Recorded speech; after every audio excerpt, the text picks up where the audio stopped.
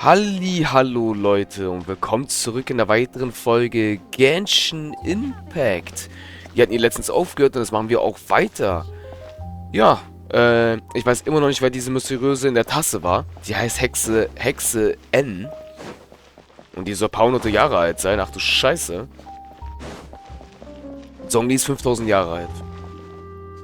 Oh wei. Das ist auf jeden Fall sehr interessant, Leute. Sehr interessant.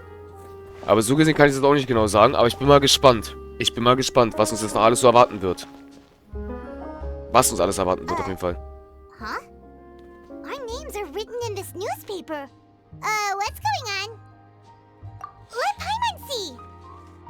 The underwater stronghold, the Fortress of Meropide, has continued in its noble autonomy, but that does not mean that others cannot interact with it. My recent attempts to enter the fortress bore little fruit. Huh. Guess Charlotte still hasn't given up on that. Thus, did an Outlander friend become the focus of this report? A blonde adventurer with their white fairy, legends trailing in their wake. It is said that this mysterious traveler once visited the underwater fortress. So while the fortress's interior remains a mystery behind closed doors, do not fear, for the tales of the traveler contain surprises in spades. Journalist Charlotte's biggest scoop yet, the Traveler's Trail, World Walker. Huh. Charlotte took so many awesome photos of us and we never even noticed her. She hasn't been able to get a hold of anything at the fortress, so since we're easier to find, she's using us as the subject matter instead? Ugh, seriously? Well, fine. Those headlines and photos do look cool, so Paimon will forgive her this time. Man kann die Fotos leider nicht sehen. Aber das nehmen wir mit. Geh weiter voran. Wir sollten uns da spazieren gehen. Jetzt renne ich die ganze Zeit, aber egal. Let's go.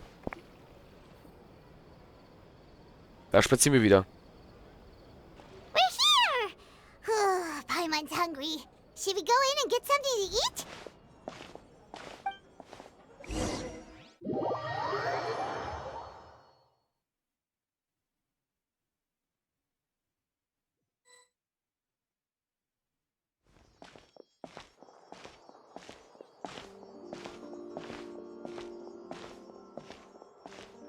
Hey, quick! Look! That's the limited edition, only 16 slices a day cake! It was so delicious the last time we tried it! Despite the tense situation we were in, let's give it another go. Paimon's sure it'll be great! One slice of cake, please. Someone showed up after all! Oh, wait, you're the one from the Palais Mermonia. Oh, are you here to buy cake too? It seems Monsieur Nervalette was right. You really can eat. Wait, did he really say something like that? That's right. Even he has his own preferences when it comes to food. As for me, I love the cake and coffee here. Do you come here often? Usually every day. Every day? It's part of my daily schedule, apart from work. I shall have my cake and coffee. Then what if someone told you one day that this place would be closing soon, and you wouldn't get to eat cake here anymore? What would you think? But why would it close? Well, Paimon doesn't know either, but maybe the waters will rise tomorrow. You know, like in the prophecy. Oh, the prophecy. To be honest, I haven't paid much attention to that. No, still, even if there'd be no more cake tomorrow, that wouldn't keep me from having some today. No, it's the same for eating in general. You might not be able to eat tomorrow, but if you can do so today, then you should carry on. That's what people call living, you know. Huh. Don't be sad. Excuse me, could I have 2 more slices of cake to go? These 2 slices are for you. Sijuin said that this kind of expression you're making is what humans call being sad. Oh, you know Sijuin? I sure do. She was born before me, and she sometimes comes to the surface to teach us things about humans. She said that humans are creatures that are saddened easily, yes, and you can only lift their spirits by feeding them delicious food. So please try the cakes here. I've got something else to do, so I'll be going now. You two try to stay in a good mood after eating, all right? Bye.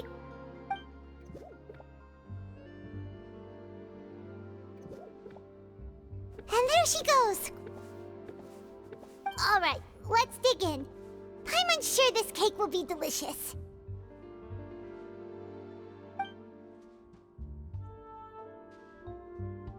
It's more delicious than last time, and the flavor gets even better with a sip of tea. It sure would be nice if we could come again tomorrow. Sure would be nice if we could always eat delicious food here.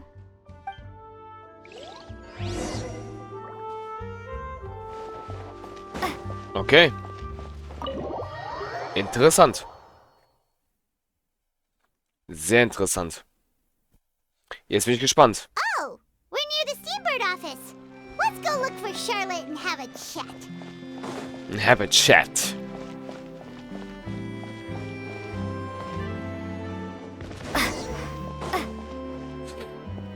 Wow!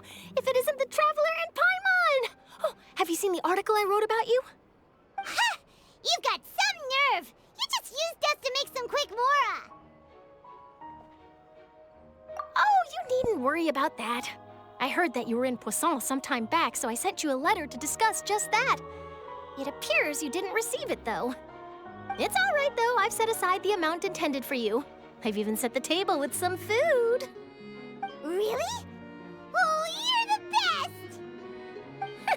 You're almost a little too easy to win over, Paimon. If I were a journalist with ulterior motives, you'd be in trouble now, you know. Oh, Paimon knows you're not like that. Still, what brings you here all of a sudden? Were you looking for me? When Mona mentioned you, we thought of coming to see you at work.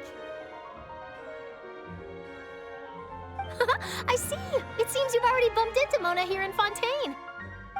So she mentioned me? What did she say? She said that you're a real daredevil of a journalist. Nice. In which case, can this daredevil journalist dare to request an exclusive interview with the legendary Traveler and Paimon? Huh? So your article in the paper today doesn't count? Oh, of course it doesn't. That was more like live photography. What I'd like to do is dive deeper and ask you to talk about the things you've seen and experienced. Yeah, are we even qualified enough? Why not? If I say you're worth an interview, then you're worth it. But not right now, of course. I'll need a few days to prepare. Oh, in that case, we'll just chat when you have the time then? Oh, so that's a yes? Ooh, splendid! I'll tell the editor-in-chief immediately. I'll have to apply for lighting, a venue, some props, and... Whew, so much to get done now. Talk to you later. Wait, Charlotte, Paimon's still got a question for you. And what's that? If, just for example, Fontaine were to be flooded tomorrow, what would you do today? Huh, that's the prophecy you're talking about, isn't it? I mean, I do hear about it often, but I've never once thought that the day could be tomorrow. If you're seriously asking, then I might try and think of a way to leave Fontaine. Oh, but I'm still a journalist first and foremost. That means I have a duty to be reporting from the scene. And secondly, I wouldn't forsake my homeland that easily. From what I've seen, most people don't know what they'd do should the worst come to pass. In truth, it might be better just to behave like normal rather than worry over such an end. So in all likelihood, I'd probably still be prepping at the office for that interview of ours. I know what you're thinking. That sounds a bit sad, but I've always believed that it's best to do what you enjoy. Just think about it. If this nation really were to be suddenly destroyed tomorrow, but I still successfully finish an exclusive interview with a truly unique person, then the story I would wind up writing would truly be timeless. And then do you know what I'd do? Well, I'd write that story, send it for printing, and use messenger pigeons to get copies out to the various nations as soon as possible.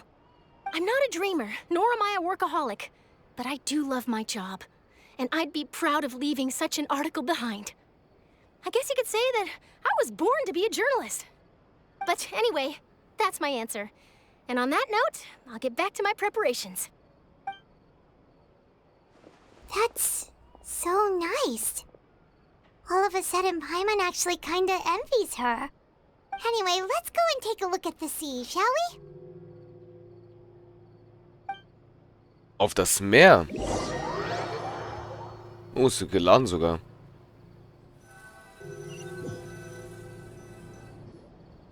The sea breeze and scenery can be a pretty soothing combo, huh? Paimon's been thinking. If it wasn't Fontaine, but all of Tevat that would be destroyed tomorrow, where would we go and what would we do? No, Paimon should ask, if you could choose, what would you like to do?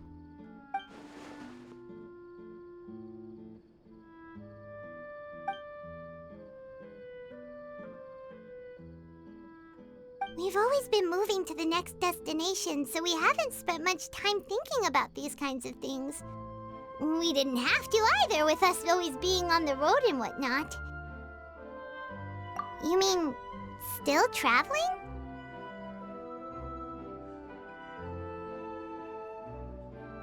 Huh.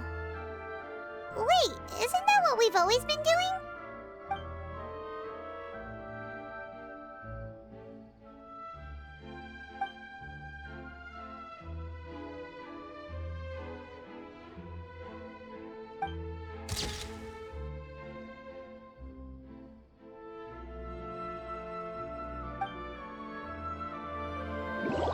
Okay. Jetzt sind gerade mehrere Tage vergangen.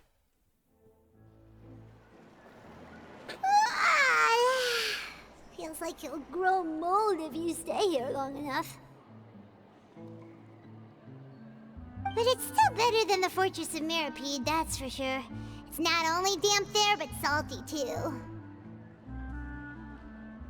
Ah, so the two of you are still here. Wonderful. Oh, you're from the Palais Mermonia, aren't you? Yes, I'm Isadora. Monsieur Nervillet sent me to look for you two before. I heard that afterward you went to the Fortress of Meropide. Not at all. I'm well aware that you're friends of his. Actually, I'm here to pass along a message from him.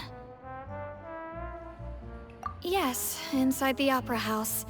The Maréchaussée Phantom has declared the incident a small-scale riot. A riot?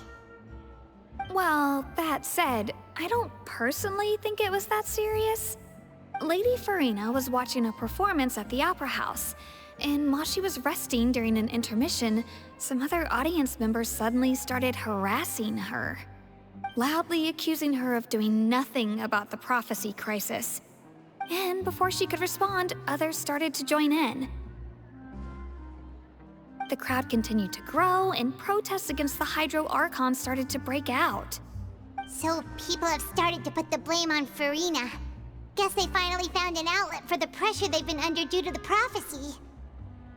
I agree. People will naturally rely on gods, as is customary.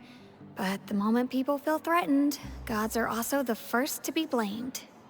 So what happened after that? Is Furina okay? Seeing that the situation was spiraling out of control and that further argument was pointless, she claimed that she'd gotten tired of this and left in a hurry. The Maréchaussée Phantom had their hands full maintaining order and did not catch where Lady Furina had gone. Only when things had stabilized did we realize that she had gone missing. So, you mean she's still missing? That's right. The Maréchaussée has dispatched many people to search for her, but we don't have any leads yet. That said, I don't think there's much to worry about. She is a god, after all. Even if she were to fall into the hands of rioters, what could ordinary people do to her? Good. Monsieur Nervillet sent me to tell you about the situation, but he didn't say anything else. Don't worry, this is more than enough to go on. Thanks for keeping us informed. Ah, is that so? Well, all right then. In that case, you two take care. I'll be heading back to the Palais now.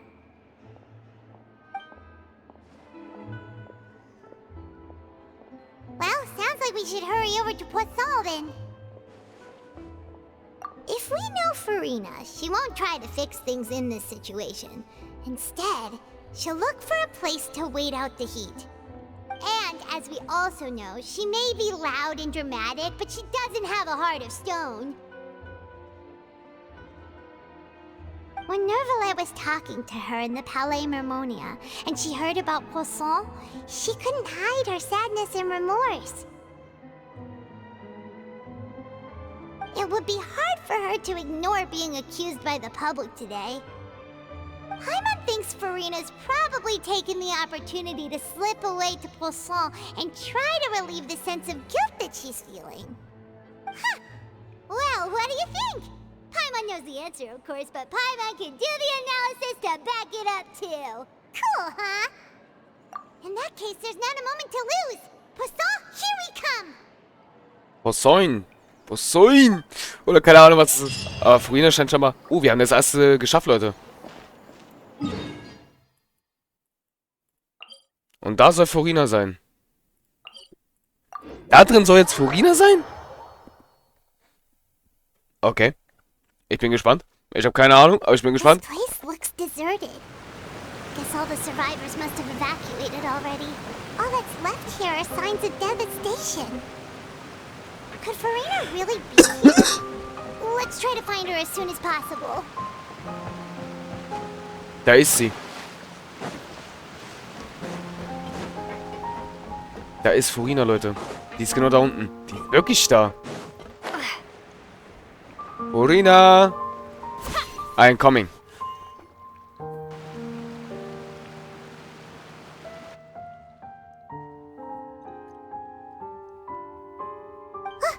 That's Furina, right over there.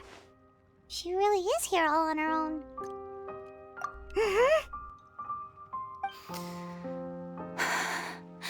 Should I just give up? This is all meaningless. What was meant to happen did happen after all. Everyone's dead. I'm sorry. I am so sorry. Give up, Furina. There's no point in holding out. I'm sorry. But what can I even do other than to repeat meaningless apologies over and over? Who's that? Don't worry, Furina, it's just us.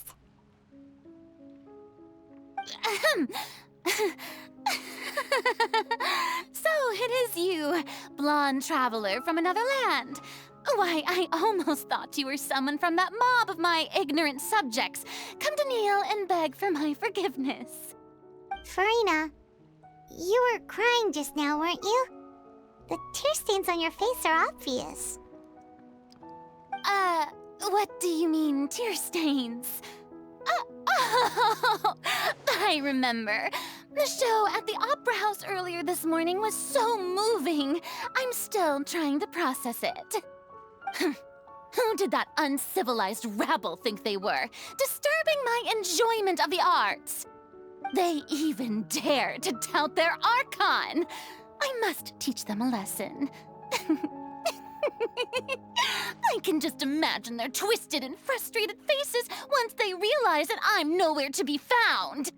Oh, and I'm sure Nouvellette and those people from the Maréchaussée Phantom are freaking out right next to them, too.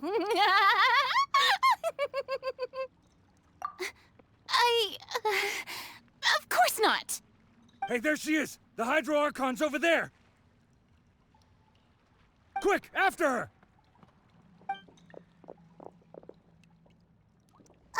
Furina, those people seem to be after you.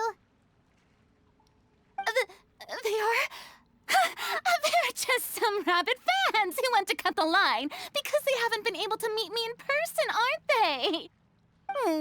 That's against the rules. I can't let them get their way. Furina just ran off! Quick, we have to catch up with her!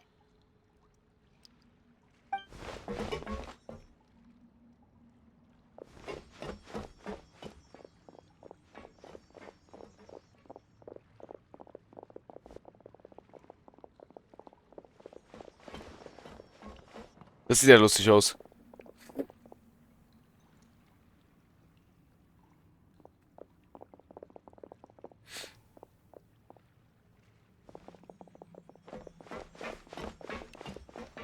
This should be the place, right? Hey, Furina! There's a good hiding spot over here. Quick, come to Paimon before the rest of them catch up to you. What is this place? Hurry, they're almost here. Fine. I suppose haste is warranted. Lead the way.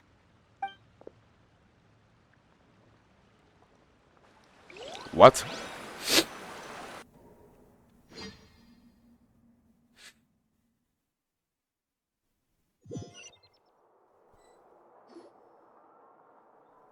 Lol. Wir sind da wirklich drin.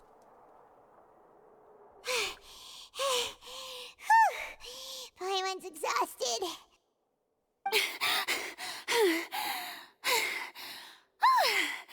I'm so tired.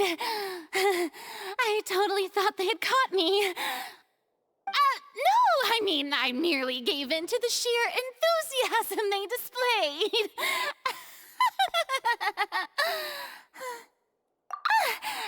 You're right. Yep, that's a good girl.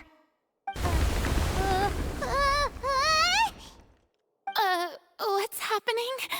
The ground's shaking. Is it an earthquake?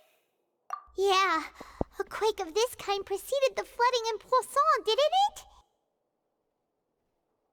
It can't be. It's happening again. Well, there's no need to worry too much about that. Neverlette's made some emergency plans, so the evacuation should go a lot smoother this time. Yeah, I hope you're right. But the people of Poisson, they've already...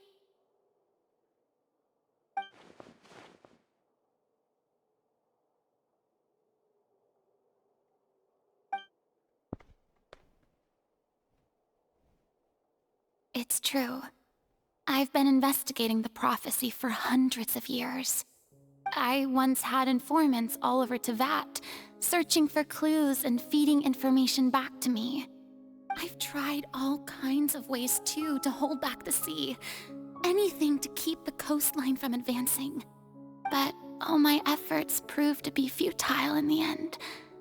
Really, the truth has been clear to me for a very long time.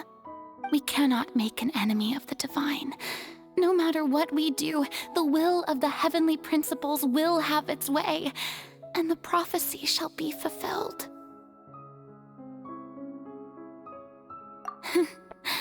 Give up. I do love the sound of that phrase. It would mean finally coming to terms with fate, but also for me to finally be free. Leute, endlich spricht sie mit uns. Mal richtig, Alter. Eine andere Seite von Furina. Indeed. I've thought about giving up so many times. Especially after we almost lost Poisson. Fate is really unreasonable, isn't it? It has no heart and obeys no rules.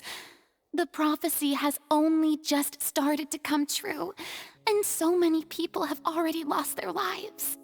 But just now, it all became clear to me. I still don't have the right to come to terms with fate on behalf of everyone else.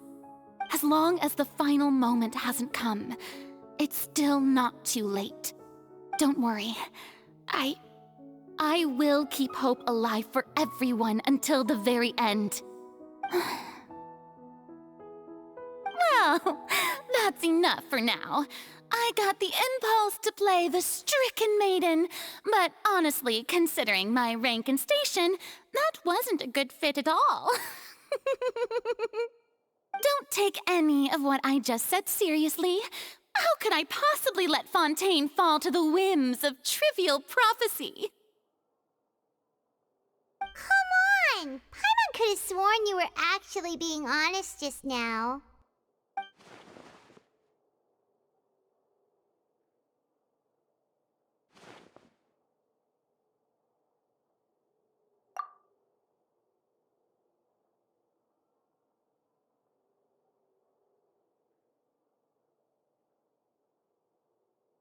Share my burden. That's impossible. It was fated right from the start that this would be my duty alone.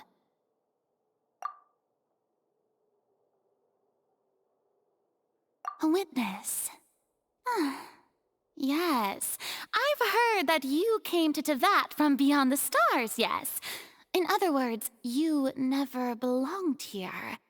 And if Tevat is, in its entirety, a show on a stage, then you're just a spectator, aren't you? If that's the case...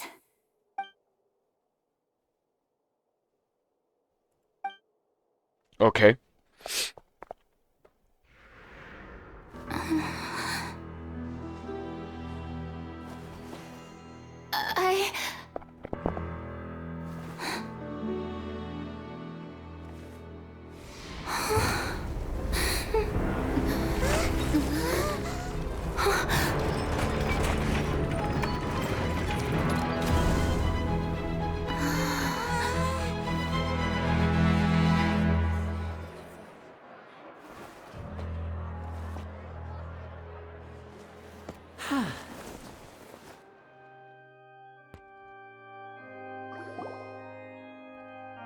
Ladies and gentlemen, this concludes my opening performance.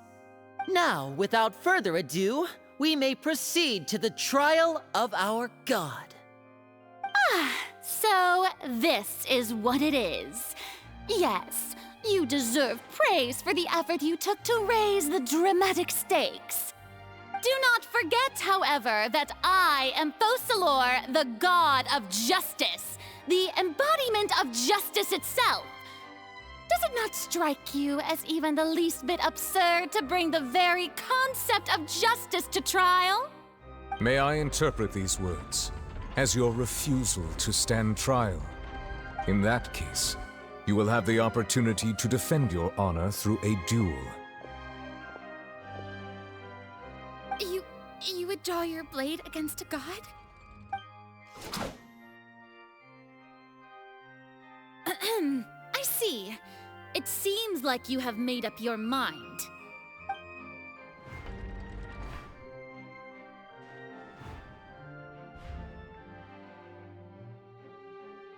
Paimon can't believe it. She just surrendered. What the heck is going on? Did I just see an Archon surrender to a human? Wow, how utterly humiliating. Lady Furina, what is the meaning of this? Shh! It would seem that there has been a misunderstanding. To be clear, the raising of both hands is not always an indication of surrender. Looking for excuses again, huh? I raised my hands just now to indicate my acceptance of the trial. No duel shall be necessary. I will admit that I've been running away for a long time. I'm sorry, everyone. I was unable to protect the people of Poisson. It is my duty to stand trial for my crimes. You are not the only ones to be disappointed in me. I, too, am exceedingly disappointed in myself. But now, it is time for the Hydro Archon to show you her courage and resolve. I, Furina, will use this trial to show the world the true meaning of justice! This time, I will protect you. A applaud and rejoice. One of the most outrageous and fantastical arcs known to the opera epiclese is now unfolding before your eyes.